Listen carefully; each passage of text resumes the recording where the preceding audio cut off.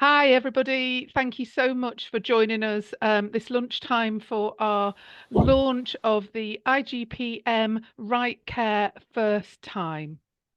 So, just while you're all getting settled and drinking the first mouthfuls of your brew, we're really interested in where you are. So, if you can use Mentimeter to tell us where you are in the UK, you need to go to www.menti.com, MENTI, menti.com, and the code today is 25865060.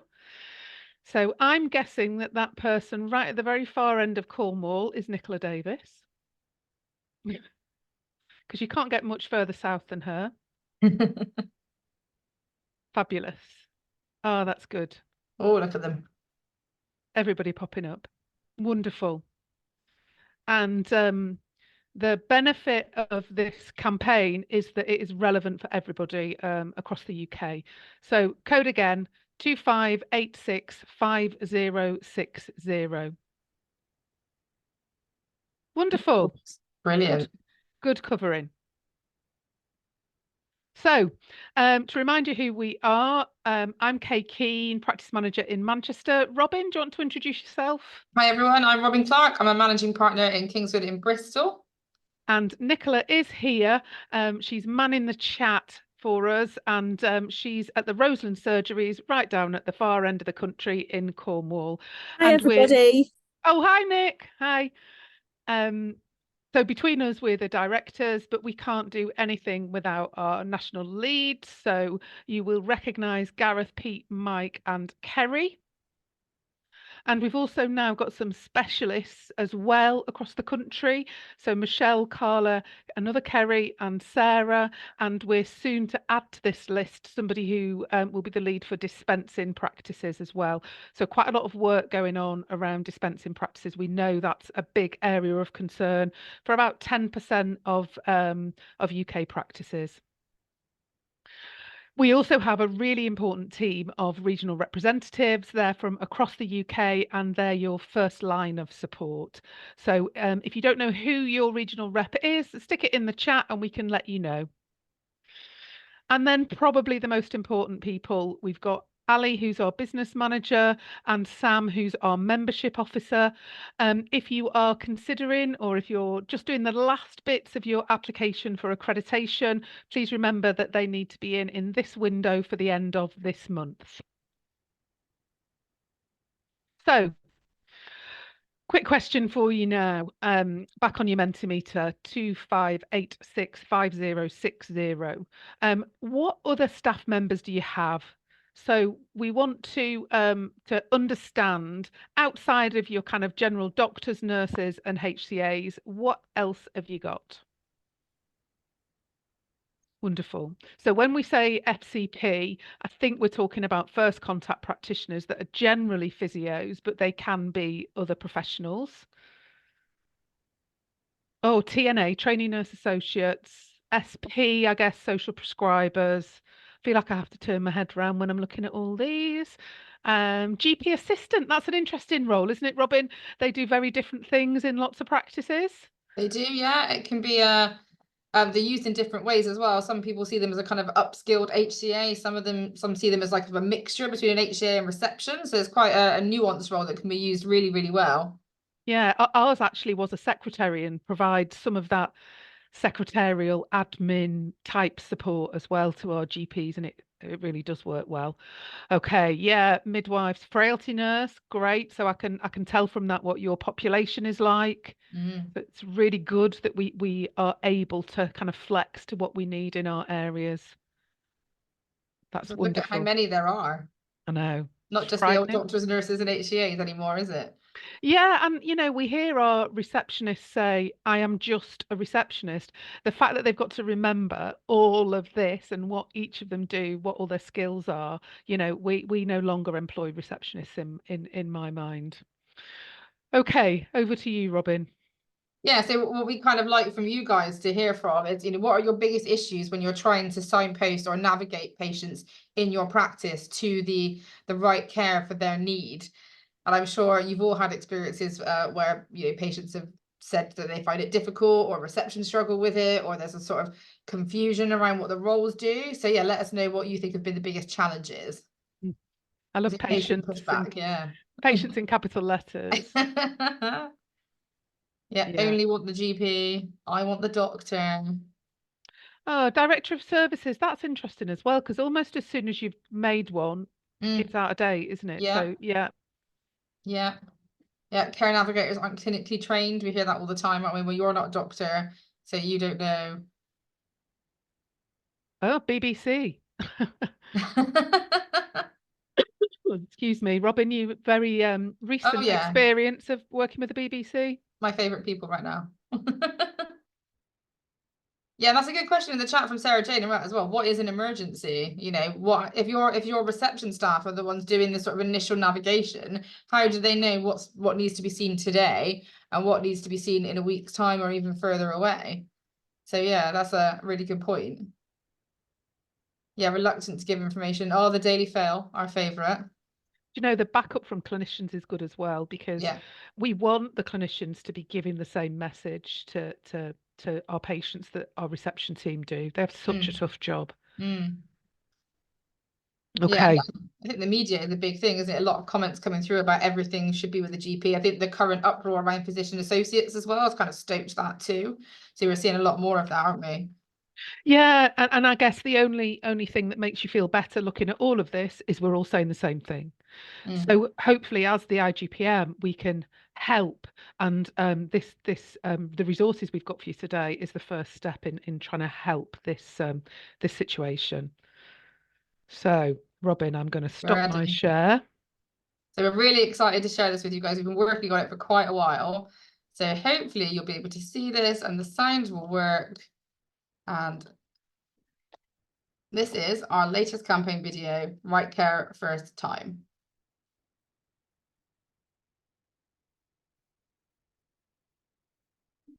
I'm a GP and I'm asking for your help. General practice is in crisis and we are adapting to help ensure you receive the right care at the right time. I think I've sprained my ankle playing football. I have to see the GP. Right, I think the best person for that is actually our physiotherapist that works at the surgery. Right care, first time. I'm struggling with stabilising my diabetes. Can I see the GP, please? Our practice nurse is available for that appointment. Right care, first time. I need more of my regular medication. I'd like to see the GP. There's no need to see our GP. We can book you in to see our clinical pharmacist. Right care, first time. I found a lump on my breast. We'll book you in to see your GP. As you can see, I'm often not the best person to help you. Imagine if I had to see all those other people before seeing you or your loved one. We are here to help you. By being open and explaining what is wrong, you will be navigated to the most appropriate member of the practice team. You don't always need to see a GP. You don't always need to see a GP. You don't always need to see a GP. You don't always need to see a GP. Right care, first time.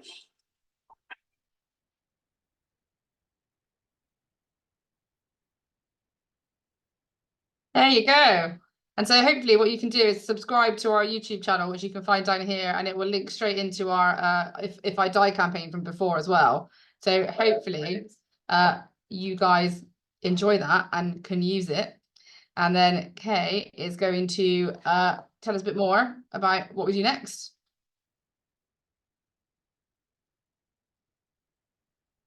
And I believe, Ali, is that the QR code? Sorry, yeah, I'm back. I'm back.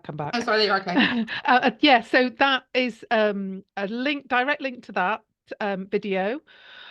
We'd love you to subscribe to our YouTube channel, and if you can, share it on your socials as well. What we want to do is create a bit of a wave of interest. So I think Robin is probably sending, yeah, Robin's tweeting it right now. Straight on my Facebook page for my practice as well this afternoon.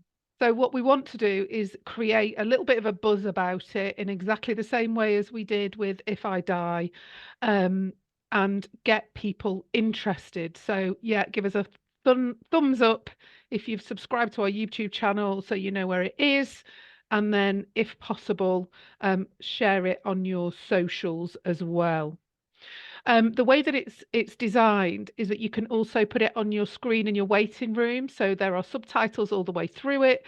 So if you can't have the sound on in your waiting room, that would be a perfect place for it. And absolutely share the life out of it. Put it on your practice website, share it with your team. Let your front desk people know. I find it difficult saying receptionists anymore. Let those people know that we've got their backs, that we know how hard it is for them. So, share it with your teams as well to let them know that this campaign is being led by managers in practice across the UK.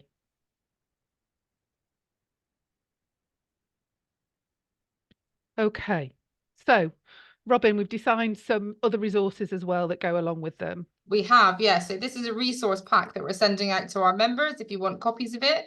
These are fully customizable posters, images that you can have, that you can customize to your own team, because obviously we won't all have the same practitioners in our practices.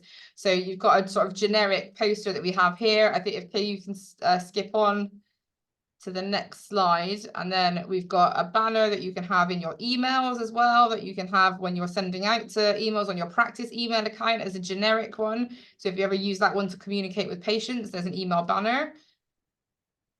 And then we've got these other posters, as I've said, so you can add in there, whether or not, and these are adaptable as well. So you can adapt all of the text on these, and you can actually put pictures of your staff in the boxes as well if you want to familiarize your patients with them. So these are a set of resources that we're sending out to members to be able to support the campaign as well. Great, thanks, Robin. Not bad for 50 quid a year, is it? No, I think it's a bargain. So that's what we've done so far. I can see there's some chat about resources and getting it off YouTube without the advert. So that's something we'll take away if there's not a way we can do that already. But is there anything else that we could do? Anything else that you might find useful? The things I was thinking of is could we have standard text that we all send out, or standard information that is on the recorded messages of your telephone, anything like that. Oh, template to build up directories. So like a directory of services, I guess that is. Oh yeah, Accurix messages. Yeah, we can do all of that. Press pack, I absolutely know that Ali, our business manager, will be on that. So I imagine that she'll tick that off before the end of today. I won't say working day because Ali works ridiculous hours. So it's already done. Oh, it's already done, Ali. There you go. Okay. So Ali, the voice from the gods, does that will that get sent out with people so they can send it onto their local press? Yeah, they can do. Yeah. Great. Thank you. Yep, same video. I'm sure we can get it to you off YouTube. Ali, can we, so that they can put it in their waiting room screens? Can we send a direct link to it? We'll look at the best way to do that, because it's quite big. We'll just take a look at afterwards. Thank you. Amazing. Yeah, resources to help with signposting, minor injury units. Yeah. Great. And if any of you, any of our members have already got good resources that you think we can share for you, I'm just so happy to have anything like that sent to me, and I can put it on the WhatsApp groups, or to Ali and Sam in the info email address. And we are, we can absolutely share all of those things. We're so interested in best practice and promoting what we do. Yeah, something to educate secondary care. GPC have been trying that, and the BMA for quite some time, haven't they? I think the sometimes the best way is just keep sending things back. Reject those letters. Suggestion on sort of a video as to how general practice is funded. I think, again, we've kind of stepped away from that just because it's so different in so many areas, but we have got a template letter on our website that we developed for you to send to your patients to explain the sort of difficulties that general practice is under at the moment. So have a look at that and see if it's something you want to send out to your patients. You can, again, fully customize it and adapt it to your needs. I know there are a lot of practices local to me that are sending out versions of it as well. So that is there for you too, and it's available on our website. The other thing that's quite good, and I can share that again on our WhatsApp groups this afternoon, is that Dr. Gandalf, who was on our video, he did an iceberg, the iceberg pitch, didn't he, about what the patients see and what actually happens in a practice. So I'll share Yeah. that this afternoon as well. I saw him tweeting it again this last week. Iceberg. So that's on my to-do list for this afternoon. Great, brilliant ideas, and we will absolutely take all of those on board for what we do next. Robin, do you want to say a little bit about accreditation? Just, I can't push this enough, and I know you probably, if you see a lot of our videos, you hear us go on about it a lot, but it's so important. Our professional register is just growing and growing, and we are now starting to see people advertising for practice manager roles where they're asking for accredited IGPM in that person spec, which is amazing because it just shows what a fantastic and diverse and skilled set of people we are. So if you haven't done it yet, why not? You need to. It doesn't take a huge amount of time. It's a really worthwhile exercise and you get so much out of it. The cost really should be coming from your practice, but you can also talk to other bodies in your area that might fund it. We've got other ICBs, LMCs, training hubs that have provided funding for their area. So I don't know what's stopping you. I really don't. It also can help you with your career progression. It can help you develop a business case for a pay rise. It can help you develop a business case for a deputy. It helped me get partnership. So I literally couldn't push it enough with people. And as I said, it's so worthwhile. Going through that form and thinking about all those things that you've achieved is really, really great for well-being and resilience. And it just reminds you how awesome we all are. So if you haven't done it yet, get it in. So end of April for the next window. Yep. Okay. And again, there's a WhatsApp group. I've seen some people saying they're not got the links to the WhatsApp group. Just email the info address and we'll get that out to you if you're a paid member. Lots of great chat, lots of support in that accreditation one as well, and lots of cheers when people send their completed form into us. Okay, so Yes. before I'm we excited. finish, we're really excited that we're going to actually hopefully see lots of you at the Primary Care Show in Birmingham. It's on the 15th of May. We are presenting, we are having a stream. So that first day, the 15th of May, will be stuff that's really relevant for us as managers in practice. If you just scan that QR code, that should take you straight to the registration page.